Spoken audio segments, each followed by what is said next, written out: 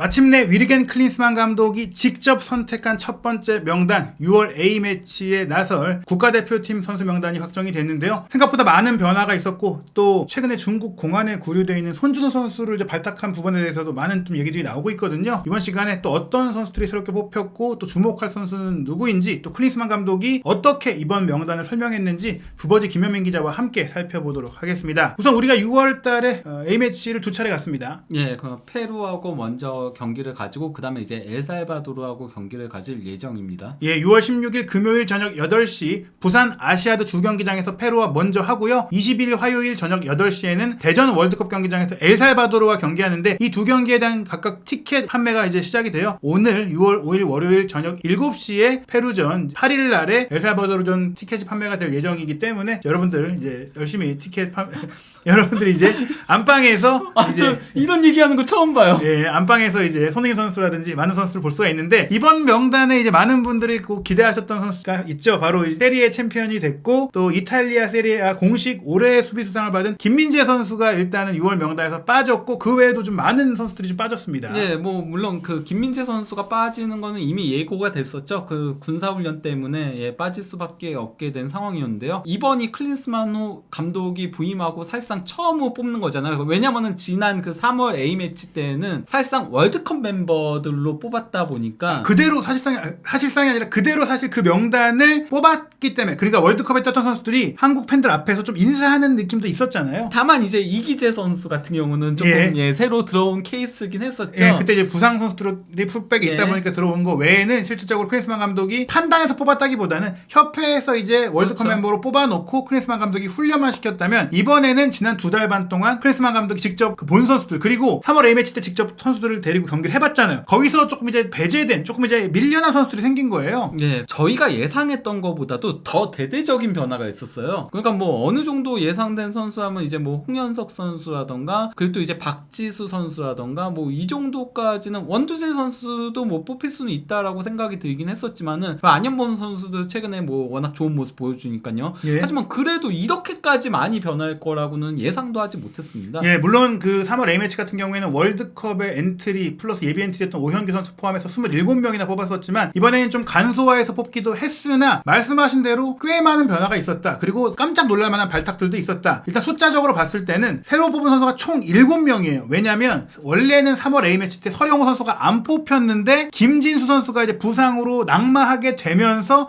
서령호 선수가 들어왔던 건데 그렇죠. 이번에는 그냥 서령호 선수를 뽑은 것을 포함하면 7명, 서령호 선수를 뺀다고 해도 미드필드에 3명, 센터백 라인에 3명 등 무려 6명을 새롭게 뽑은 겁니다. 네, 물론 뭐 센터백 쪽은 변화가 많을 수밖에 없다라는 생각은 들긴 했었어요. 김민재 선수가 일단 당장 빠지기도 하니까요. 그래도 조유민 선수라던가 이런 선수들까지 다 배제해버릴 거라고는 예상도 하지 못했습니다. 더 놀라운 것은 말씀하신 대로 지금 미드필드라는 수비 라인을 보면은 풀이나 이제 숫자가 이 경기 두 경기를 치르기에도 많은 편은 아님에도 말씀하신 센터백 조유민 같은 선수들은 클린스만 감독의 기준에서 조금 이제 밀려난 상황이다. 이렇게 봐야 될 것 같은데요. 일단은 새로 뽑힌 선수들의 명단을 보면 벨기에에서 활약하고 있는 홍현석 선수 그리고 울산에서 활약했었고 현재는 김천상무에 입대해서 군복무 중인 원두재 선수 그리고 울산 현대의 뭐 최근은 그 선두 질주를 이끌고 있는 박용호 선수가 뽑혔고요. 수비 라인을 말씀하신 대로 원래 부상이 아니었다면 카타르에 갔었을 박지수 선수가 이제 포르투갈로 진출했죠. 그래서 이제 선발이 됐고 또 FC 서울의 올 시즌 또 선전을 이끌고 있는 김주성 선수의 제주의 안현범 선수가 들어왔는데 먼저 이제 클린스만 감독의 이제 소집의 얘기를 들어보면 3월에 이제 콜롬비아 우루과이와의 경기를 통해서 이제 첫 승을 신고를 못했던 부분 이런 것들을 좀 아쉽다고 하면서 이기환 명단을 좀 뽑지 않았나. 네, 그러니까 그때 공격 쪽은 나름 괜찮았었잖아요. 합격점을 받았지만은 수비 쪽에서 물론 저는 그게 뭐 수비들만의 잘못은 아니라고 생각해요. 클린스만 감독 자체가 워낙 압박과 그리고 속공을 중시 여기면서 좀 라인을 높게 끌어올렸다 보니까 결국 수비진한테 과부하가 많이 걸렸던 부분들이 있다라고 생각을 하지만은 그럼에도 어쨌건 실점을 많이 하면서 승리를 거두지 못했기 때문에 수비 쪽과 수비형 미드필더 쪽에 조금 변화를 많이 감행한 게 아닌가 싶은 생각이 들긴 합니다. 예, 그러면서 이제 2달 반 동안 K리그를 열심히 정말 봤어요. 저희가 생각했던 것보다도 더 열심히 현장을 가고 지켜보고 또 현재 명단을 보니까 클린스만 감독이 정말 그 진지하게 K리그를 바꾸나를 느낄 수 있었는데 일단은 뭐 직접 또 유럽파도 현장에 가서 지켜보고 오기도 했고 이 과정에서 가장 인상적인 게 홍현석 선수예요. 분명히 홍현석 선수가 23세 이하 팀의 일원으로서 주목받기도 했었고 유럽 무대에서도 꾸준히 활약하고 있어서 관심이 있었는데 이번 발탁 과정에 역시 최근에 좀 경기력이 있었을 것 같아요. 사실 국내 팬들이 홍현석 선수가 유럽에서 어떻게 뛰고 있는지 잘 모르거든요. 홍현석 선수 같은 경우는 헨트에서도 확고한 핵심이죠. 일단 위에가 벨기에 주필러 리그와 이제 주필러 리그 같은 경우는 이제 플레이오프까지도 치르게 되잖아요. 그래서 유로파 플레이오프라고 해가지고 이거 유로파 리그 진출권을 이제 놓고 경쟁하는 그것까지 해가지고 총 37경기에 출전을 했는데요. 그중 선발 출전이 34경기였어요. 이러면 닭주전이죠. 그 3경기 교체 출전한 게 어떤 거였냐면요. 그 주필러 리그 막판 4경기 중에 3경기에 교체 투입됐던 거였거든요. 그때 왜냐면은 플레이오프가 더 중요하니까. 예. 유로파 리그를 놓고 경쟁하는 플레이오프가 더 중요했고 또 그때 컨퍼런스 리그에서 웨스트햄과 경기가 있고 예. 이런 시점이었다 보니까 컨퍼런스 리그에 조금 더 집중시키고 또 이제 유로파 리그 그 플레이오프에 집중시키기 위해서 휴식을 취하게 한 거예요. 일정 부분. 사실 유로파 컨퍼런스 리그에서도 생각보다 높은 무대에 갔고 현재 또 결승에 올라 있는 웨스트햄과의 경기에서 이 데클란 라이스와 네. 중앙에서 대결을 하는 사진도 있었고 굉장히 이제 다양한 경험을 쌓았고 사실 그리고 올 시즌에 시작했을 때는 뭐 전 소속팀인 그 오스트리아의 라스크 린츠에서 뛰다가 네. 이적을 했기 때문에 올 시즌에 뭐 경기 출전 숫자가 뭐 어마어마한데요. 예, 경기당 출전 시간이 78분에 달하고요. 예. 그리고 또 이제 이번 시즌 전체를 다 놓고 보면 린츠까지 다 합치면요. 무려 58경기에 출전해가지고요. 예. 9골 11도움을 올렸고요. 사실 한 골만 더 추가했으면은 그 시즌 전체 공격 포인트 10-10도 가능했네요. 네. 그리고 저희가 김민재 선수 혹사당했다 얘기를 했지만요. 그 김민재 선수가 3,878분을 뛰었거든요. 홍현석 선수 이번 시즌 4,473분. 그러니까 김민재 선수보다도 600분 가까이 더 뛰었어요. 정확하게는 595분을 더 뛰었어요. 예, 물론 뭐 홍현석 선수가 대표팀 일정을 소화하진 않았지만 그래도 지난해 여름에 23세기 아시안컵도 참가를 그렇죠. 했었고 항저우 아시안 게임 멤버이기도 하기 때문에 어떻게 보면 이제 나름의 대표팀 일정도 있다라고 봐야 되거든요. 그 김민재 선수보다 6경기에서 7경기 더 뛴 셈이에요. 예, 정말 강철 체력. 물론 이 선수 아직 어리고 젊은 선수니까 힘이 넘치겠지만 체력이 좋은 선수다. 그렇게 볼 수가 있겠어요. 미드필더잖아요. 예. 활동량을 많이 가져가야 되는. 사실 이 선수가 몇몇 팬분들은 벨기에 무대에서 정말 창의적인 왼발 킥과 패스로 멋진 장면, 오버헤드 킥도 하고 그랬으니까 네. 기억하실 텐데 어떤 역할로 주로 뛰었나요? 그래도 가장 많이 뛴 역할은 공격형 미드필더긴 합니다. 전체 그 이번 시즌 공식 대회 58경기 중에 33경기를 이제 공격형 미드필더로 나서면서 7골 9도움을 기록을 한 건데요. 자기가 제일 좋아하는 포지션 역시 약간 왼발, 약간 메시 스타일 이제 이선의 공격을 주도하는 역할이에요. 예, 하지만은 팀 사정에 따라서 수비형 미드필더도 섰고요. 좌우 측면 미드필더에 좌우 측면 윙에 최전방 공격수까지 뛰었습니다. 예, 정말 모든 걸 다 했다. 사실 뭐 체구적으로나 이제 뭐 수비적인 역할까지 하긴 어려우니까 포백 라인을 제외한 모든 역할을 봤다. 그렇죠. 그만큼 전술적인 이해도도 뛰어난 선수라고 볼 수 있겠습니다. 예. 근데 홍현석 선수의 일단 뭐 특징을 보자면요. 키패스에 상당히 강점이 있고요. 그리고 이제 세트피스도 상당히 잘 차고요. 그래서 이제 코너킥이라던가 간접 프리킥을 좀 많이 차죠. 킥력이 아주 센 건 아니기 때문에 직접 프리킥을 차는 건 아닙니다. 그리고 이제 태클에도 강점이 있고 또 이제 수비 기여도 상당히 잘해주고 이 오른쪽 그래프를 놓고 보면요. 그냥 전반적으로 딱 육각형에 가까워요. 그러니까 어느 거 하나 부족함이 좀 없어 보이는 그나마 그래도 수비적인 능력이 평균 50%보다는 살짝 떨어지고 또 이제 전술적인 이해도 이거는 아무래도 이 선수가 어린 선수다 보니까 그게 평균은 하는 거예요. 그리고 예. 나머지는 평균 이상의 능력을 보여주고 있고요. 강점이 강한 압박 그리고 또 이제 플레이메이킹에 있는 거죠. 결국엔 이제 크리스만 감독이 또 필요로 하는 그런 역량을 갖고 있고 사실 이제 헤어초크 코치가 또 직접 벨기에 가서 경기를 관찰할 정도니까 이거는 네. 뭐 혼자 독단적으로 간 게 네. 아니잖아요. 다만 이제 홍현석 선수의 가장 약점은 공중볼이죠. 예, 예, 뭐 그건 신체적인 조건 예, 때문에. 그렇죠. 예. 예, 그래도 이제 강점이 뚜렷한 선수이기 때문에 예. 또 그런 그 높이의 문제를 활동력으로 커버하지 않습니까? 네, 사실상 그라운드 전역을 다 밟고 다니는 전형적인 이게 그 박스 투 박스형 미드필더의 히트맵인 거죠. 예, 어떻게 보면 약간 박지성 선수가 떠오를 정도로 그 이선과 중앙 지역에 다 누벼주고 있어요. 다만 왼발잡이다 보니까 조금은 왼쪽으로 더 많이 히트맵이 그려져 있는 거죠. 그러니까 왼쪽으로 이렇게 움직이면서 패스들을 주는 것들을 조금 더 선호하는 경향성은 있긴 합니다. 하지만은 그렇다고 해서 오른쪽을 안 밟고 다니는 건 아니다라는 거죠. 이거는 이제 슈팅 기록만 놓고 보면요. 90분당 슈팅 시도가 0.8회고요. 그리고 이제 유효 슈팅이 0.3회고요. 무엇보다도 이제 슈팅 대비 득점 전환율이 상당히 상당히 높죠. 28.6%면은 이거는 거의 공격수도 뛰어난 공격수급의 수치인 거거든요. 왼발잡이다 보니까 아무래도 왼발 골이 내 골로 가장 많긴 하지만은 오른발도 골을 넣기도 하고, 그러니까 원래 왼발잡이들은 왼발에 조금 집착하는 경향이 있잖아요. 예. 하지만 홍현석 선수는 한국 선수답게 그래도 오른발을 아예 안 쓰지는 않는다라는 거고, 그 헤딩골도 한 골이 있긴 합니다. 공중볼에 약점이 있음에도 불구하고. 그만큼 위치 선정도 좋고 골 감각이 있는 선수라는 얘기예요. 네. 무엇보다도 이 선수의 강점은 결국은 패스에 있는데요. 패스 성공률은 79.2%를 기록을 하고 있고요. 90분당 패스 횟수가 41.8회. 이건 뭐 공격형 미드필더니까 준수한 수치에 해당하는 거죠. 왜냐면 공격적으로 갈수록 패스 숫자가 줄어들게 되어 있는 거잖아요. 그리고 무엇보다도 이 선수의 최대 강점은 찬스 메이킹에 있는 건데요. 이번 시즌 벨기에 리그 선수들 중에서 찬스 메이킹이 55회로 공동 8위에 위치하고 있습니다. 야, 이건 굉장히 높은, 그러니까 벨기에에서 탑 미드필더로 어느 정도 인정받은 기록이라고 할 수 있겠습니다. 그리고 또 여기서 주목해야 될 부분이, 이 선수가 그러니까 왼발잡이다 보니까 원래 왼발잡이들은 그럼 왼쪽으로 패스를 주는 걸 편해하거든요. 하지만은 의외로 홍현석은 대각선으로 주는 걸 좋아한다. 야, 전환 패스가 된다. 그렇죠. 예. 이게 그러니까 어떤 의미에서 강점이라는 거죠. 그러니까 이 선수가 왼쪽으로 빠지면서도 반대편으로 넘기는 기점이 되는, 그러니까 보이지 않는 세컨더리 도움도 은근 있다라는 겁니다. 예, 이 또 기록을 보니까 기회 창출이 이제 이 벨기에 리그 기록을 넘어서 봤을 땐 67회가 좀 찍히고 있고, 크로스도 뭐 자주 시도하는 걸 봤을 때는 다양한 구질의 패스를 좀 시도하는 선수다. 예. 그리고 홍현석 선수의 수비 그래프를 놓고 보면은 이 선수가 태클엔 정말 강점이 있어요.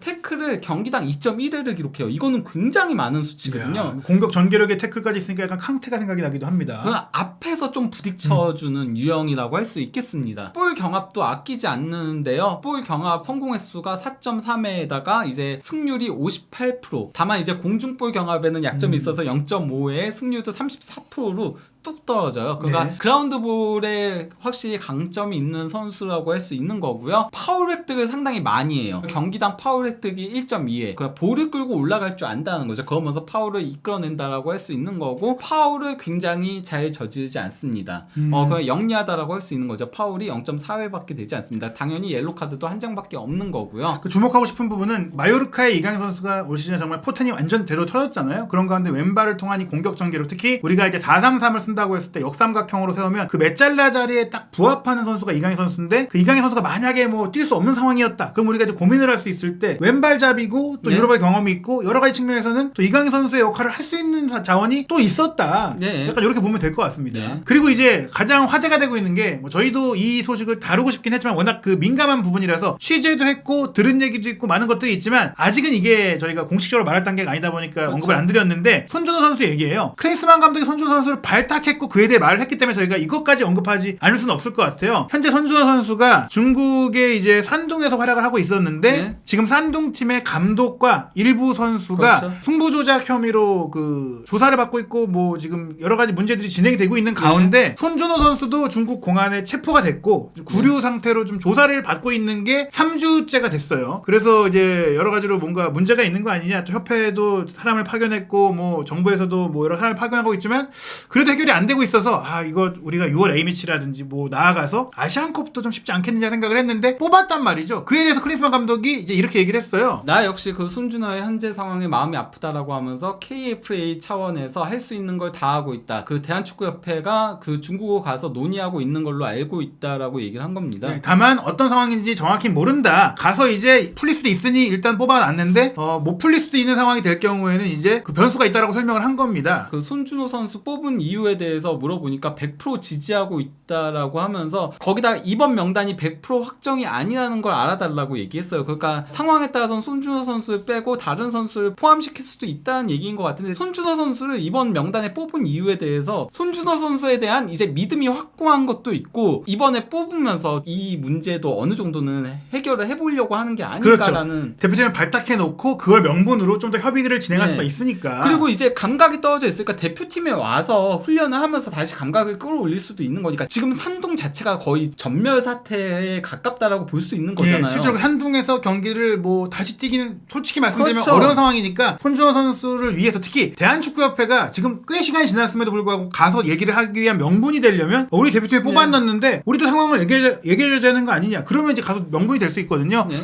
그래서 일단은 뭐 클린스만 감독은 3월 A매치 때 보여준 손준호의 퍼포먼스가 그립다, 당시의 경기력 만족했다는 네, 얘기예요. 그렇죠. 그래서 안전하게 오기를 바란다고 말했지만 잘했지만 지금 6월에 뛸 수 있을지 여부는 저희가 지금은 장담할 수가 없고 상황을 좀 지켜봐야 될 것 같고 저희도 이제 이런 부분에 대해서는 이제 취재를 해서 뭐 공론화가 됐기 때문에 설명해 드릴 예정이고요. 큰 정우영 선수는 부상으로 빠졌어요. 그리고 손준호 선수 뽑았지만 못 뛸 수도 있어요. 그렇다면 중앙 미드필드에 새로운 선수가 필요한데 역시 K리그에서 선발할 수밖에 없었습니다. 네, 그래서 이제 원두재 선수하고 박용우 선수가 뽑혔는데요. 정우영 같은 경우는 이제 시즌 끝나고 수술을 받았기 때문에 이번 명단에 뽑을 수 없었다라고 얘기를 했고요. 코치들이 현장을 둘러보면서 엔트리를 짰다라고 얘기를 해요. 차두립 전력 분석관 그리고 이제 마이클 킴 코치 그리고 헤어초코 코치까지도 가서 봤다라고 합니다. 네, 이번에 뽑은 선수들을 다 직접 현장에서 보고 뽑았고 내가 못 간 경기는 뭐 이제 코치들이 가서 봤다. 그리고 이제 자기 본인은 또 김천 항모 경기를 봤다고 하면서 원투투 선수가 김천에 있는데 그 경기는 내가 봐서 뽑은 걸 설명을 했고 뭐 또 울산 경기도 많이 봤기 때문에 박용호 선수도 뽑았는데 뭐 둘 다 연령별 대표팀 경험이 있고 현재 K리그 탑 클래스의 선수들이기 때문에 당연히 또 대표팀에 오를 수 있는 선수들이라고 할 수 있겠습니다. 그리고 이제 그 박지수 선수 같은 경우는 스트링가라 코치가 직접 체크를 했다라고 하죠. 그러니까 아마도 스트링가라 코치가 그 라틴 쪽을 맞는 걸로 보이고요. 그러니까 스페인, 이탈리아, 포르투갈. 그 헤어초코 코치가 이제 그 독일이라던가 오스트리아라던가 벨기에라던가 그리고 또 이제 잉글랜드까지 체크를 하고 있는 걸로 보입니다. 근데 헤어초코 코치가 마요르카도 가기도 했더라고요. 그냥 뭐 알아서 뭐 가는 것 같긴 해요. 헤어초코 코치는 수석 코치잖아요. 중요한 조금 선수니까. 더 총괄을 하는 거죠. 그런 가운데 이제 많은 또 관심이 모였던 게 공격수 포지션이에요. 왜냐? 이 주민규 선수가 정말 절정의 또 기량. 원래 제주에서도 뭐 굉장한 활약을 펼쳤고 지난 시즌에도 뭐 조규 선수와 득점왕을 다퉜고 올 시즌에 또 울산에 와가지고 놀라운 골들을 많이 넣고 있거든요. 그런데 이번에는 공격 라인에는 변화가 없었고 황의조, 조규성, 오현국만 그대로 뽑혔어요. 여기서 이제 팬들이 왜 주민규 안 뽑냐 뭐 이런 얘기들을 했는데 직접 이름을 거론하지 않았지만 설명을 했습니다. K리그에서 더 많은 골 넣는 공격수도 있지만 내가 생각하는 공격수 역할이 있다라고 한 겁니다. 그러면서 골을 못 넣을 수 있더라도 이 어려움을 극복하도록 도와주는 게 감독의 역할이라고 얘기를 했어요. 이게 무슨 얘기냐면 이제 조규성 선수도 솔직히 필드골 지난 주말에 처음 넣었죠. 그리고 솔직히 황의조 선수 유럽에 있다가 이제 K리그로 돌아왔는데 기대만큼의 득점 기록이 안 나오고 있어요. 말씀드린 대로 주민규 선수가 골은 더 많이 넣었거든요. 오영규 선수 제외하면 나머지 공격수 2명의 폼이 현재 좋지 못한데 그러면 주민규를 실험해봤어야 되는 게 아니냐. 근데 주민규 선수 얘기는 사실 이전부터도 항상 나왔었죠. 벤투 감독 때도 나왔죠. 그랬죠. 그래서 사실 주민규 선수 입장에서는 기대가 컸을 수도 있어요. 왜냐면 벤투 감독은 계속 안 뽑았으니까 아예 기대감 자체가 없었겠지만은 감독이 바뀌었으니까 이번에는 조금 뽑힐 수 있지 않을까라는 기대감이 있었을 텐데 클린스만 감독은 기존 공격수들에게 다시 한번 기회를 주기로 결정을 내린 걸로 보입니다. 다만 그 이번에 미드필더랑 수비 쪽의 변화의 폭이 컸던 걸 고려하면은 주민규 선수가 K리그에서 계속 좋은 모습 보여주면은 저는 기회가 올 가능성이 있다라고 생각합니다. 특히 이제 뭐 쪼코로 들어가서 골을 넣을 수도 있는 것이고 또 그 클린스만 감독이 원하는 전술적인 역할을 본인도 발전시켜서 상이 된다면 또 아시안컵은 아직 시간이 있기 때문에 어떻게 될지 모릅니다. 그리고 이제 수비 라인의 변화에 대해서 설명을 드리면 앞서 말씀드린 대로 김민재, 김영건 선수가 뛸 수가 없는 상태에서 대안이 있었고 또 여기에 사실 우리가 풀백 라인의 고민이 굉장히 많았잖아요. 근데 안면범 선수가 뭐 약간 그 치달에 이은 슈팅으로 베일이라는 얘기까지 들었던 정말 엄청난 측면 공격력이 있는데 이 안현범 선수를 뽑은 것이 좀 가장 또 이슈긴 했었어요. 그러면서 뭐 안현범 선수에 대해서는 직접 보지 못했다라고 솔직하게 얘기를 했어요. 왜냐면 경기장 현장이 없었으니까. 그러면서 이번 주말에 안현범 선수의 경기를 직접 볼 것이다. 이강인처럼 측면에서 스피드가 빠르고 저돌적인 선수다라고 평가를 했습니다. 솔직히 안현범 선수가 공격수 출신이잖아요. 정통적인 풀백이라기보단 공격형 윙백의 약간 느낌으로 전술적인 변주를 주거나 뭐 이렇게 좀 기용하겠다. 이렇게 보시면 될 것 같은데요. 그러면서 이제 새로운 선수의 역량도 끌어올리고 또 이제 새로 뽑은 선수들의 기대를 하겠다. 또 다른 선수들에게도 기회를 줄 수 있다. 뭐 이렇게 얘기를 했는데 일단 우리가 가장 또 관심이 모이는 게 김민재, 김영권 이 두 명이 쭉 갈 거라고 생각했는데 뭐 대안도 필요하잖아요. 박지수 선수가 이제 포르투갈에 가면서 또 우리 국내 팬들의 시야에서 좀 멀어졌는데 포르투갈에서 잘했으니까 뽑히지 않았을까 싶어요. 박지수 선수 같은 경우는 월드컵 앞두고 부상을 당해가지고 그 불운 때문에 낙마를 했던 케이스인데요. 그래서 이제 그 4명의 센터백이 김민재, 김영권, 권경원 그리고 조유민 선수 이렇게 4명이 갔었죠. 근데 지금 그 중에 3명이 다 빠졌어요. 김민재 선수는 군사훈련 그리고 조유민 선수랑 김영권 선수는 아예 이번에 명단에서 제외가 된 건데요. 이런 가운데 이제 박지수 선수가 복귀하게 된 건데 월드컵 부상으로 낙마하고 나서 1월 26일에 포르투갈 리그로 이적을 하게 됐는데요. 일단 이적하자마자는 뛸 수가 없잖아요. 그래서 명단에서 제외됐었고 그 다음 2경기는 벤치에 있었는데요. 그 후로 14경기 전부 다 선발 출전해가지고 거의 90분 풀타임을 뛰었습니다. 그래서 이 선수가 경기당 출전 시간이 86분이에요. 실질적으로 이제 2경기 정도만 교체하고 됐었고 나머지 경기는 풀타임을 뛰었다. 뭐 이렇게 보면 될 것 같아요. 이제 박지수 선수의 특징은 뭐 저희가 잘 알고 있긴 하지만요. 포르투갈 리그에서도 딱 그 특징 그대로 보여주고 있어요. 확실히 태클을 즐겨하고 그리고 경합도 즐겨하고 부딪혀주는 유형의 센터백인 거죠. 그리고 슈팅 차단도 많이 하고 그라운드 볼 경합에 상당히 강점이 있고 아예 공격 가담을 하지도 않는데 하지만 수비적인 능력은 확실히 강점이 있고 또 이제 전술적인 이해도도 평균 이상은 간다라는 거죠. 네, 그래도 뭐 한 개의 도움을 기록하기도 했고 이 선수가 또 세트피스 때 공격 가담을 또 아예 안 하는 선수는 네. 아니기 때문에 대표팀에 가서 아시아 팀을 상대할 때는 또 충분히 패스를 공급해줄 수 있고 공격을 만들어갈 수 있는 선수긴 합니다. 박지수 선수가 이번 시즌에 포르티모넨시에서 3백의 좌중으로 전부 다 뛰긴 했어요. 예. 하지만은 팀 사정에 따라서 조금 왼쪽에서 많이 뛰긴 했었고요. 그러면서 이제 히트맵이 왼쪽으로 많이 조금 형성되어 있는 거를 확인을 할 수 있죠. 저는 그가 원래 박지수 선수가 기본적으로 오른발잡이잖아요. 그리고 오른쪽 스토퍼를 받지만은 포르티모넨시에서 조금 더 영역을 넓혀 나가고 있다는 생각은 들긴 합니다. 예, 그렇다면 대표팀에 와서도 뭐 대표팀에서 그동안 거의 뭐 오른쪽으로 뛰긴 했지만 상황에 따라서 이제 왼쪽으로도 기용이 될 수 있는 뭐 그런 상황을 볼 수가 있겠고 네. 최근에 김민재 선수의 활약 때문에 아시아 센터백에 대한 유럽의 인식이 높아지고 있는데 그런 과정 속에 사실 박지수 선수도 조금 늦은 나이에 유럽에 갈 수 있었고 또 가서 잘해주니까 네. 앞으로의 경력도 더 기대가 돼요. 박지수 선수가 일단 뭐 태클 성공 경기당 1.9회로 팀 내에서 가장 많이 기록을 하고 있고요. 옵사이드도 0.6회를 이끌어내면서 가장 많이 기록을 하고 있고요. 또 이제 슈팅 차단도 0.7회로 가장 많이 기록을 하고 있고요. 클리어링은 3.5회로 공동 2위를 기록을 하고 있고요. 팀 내에서요. 볼 경합도 5.1회로 상당히 많이 기록을 하고 있는데다가 볼 경합 승률이 72%인데 더 놀라운 거는 그라운드 볼 경합 승률은 무려 81%에 달합니다. 그리고 이제 공중볼 경합 횟수는 경기당 2회로 그리고 62%를 기록을 하고 있고요. 다만 이제 박지수 선수가 아주 키가 큰 센터백은 아니다 보니까 184잖아요. 예. 그래서 공중볼에 아주 확고한 강점까지는 없다라고 하더라도 그래도 뭐 약점은 아닌 거죠. 예, 그리고 아시아에서는 충분히 좋은 효과를 발휘할 수 있기 때문에 아시안컵에 좀 참가하면 좀 기대가 네. 되는 선수인데요. 그리고 또 이제 박지수 선수가 그러니까 되게 부딪히는 유형이니까 파울을 많이 범할 걸로 생각이 드는데 되게 파울을 안 범해요. 정말 안 범해요. 이게 센터백의 기록이 맞나 싶을 정도로 그러니까 파울을 획득하는 거는 경기당 1.1회를 획득을 하고 있거든요. 예. 하지만은 파울을 범하는 건 0.2회. 예, 거의 파울 안 한다. 파울 없고 예. 그러니까 카드도 없고 그렇다라고 할 수 있고요. 그리고 이제 뭐 패스 능력을 보면요. 전진 패스 비율이 매우 높죠. 예. 그거 44.9%. 반면에 백 패스 비율은 4.8%로 거의 백 패스를 하지 않는다라고 봐도 무방합니다. 예, 뭐 경남 시절부터 빌드업 능력이 좋았기 때문에 굉장히 이런 공격의 기점 역할도 할 수 있고 또 어시스트 하나 있다고 말씀드렸는데 기회 창출도 2개 정도가 있으니까 센터백으로서는 충분히 나름의 그 빌드업도 할 수 있다. 크리스만 감독의 6월 명단을 살펴보면 좀 눈에 띄는 게 역시 중원과 이제 센터백 라인의 뎁스가 제외한 선수가 있는데 들어온 선수가 그렇게 많은 게 아니다. 요게 좀 눈에 띄어요. 일단 공격 라인의 스트라이커는 조규성, 황의조, 오현규 선수가 번갈아 뛸 것 같고 또 황희찬 선수가 이제 부상을 털고 왔기 때문에 손흥민 선수와 함께 이제 좌우 측면을 구성할 텐데 뭐 이강인 선수나 뭐 최근에 엄청난 폼을 보이고 있는 나상호 선수도 충분히 선발로 뛸 수가 있습니다. 이 역할들은 이제 충분히 뭐 합을 맞춰볼 수 있는데 미드필드를 보면 일단 황인범, 이재성이 주전으로 뛸 것 같긴 해요. 근데 그 외에 손준호 선수가 못 뛸 경우에는 홍현석, 원두재, 박용우 이 3명 즉 대표팀에 이번에 거의 뭐 처음 왔다고 할 수 있는 이런 선수들이 구성을 해야 되거든요. 사실 거기다가 홍현석 선수 같은 경우는 수비형 미드필더 자리를 서기에는 다소 약점이 있다라고 할 수 있죠. 사실 홍현석 선수도 어떤 의미에선 이강인이나 이재성 자리에서 뛰어야 되는 선수거든요. 그렇죠. 예. 그렇기 때문에 이제 원두재, 박용우 선수가 원볼란치를 두고 좀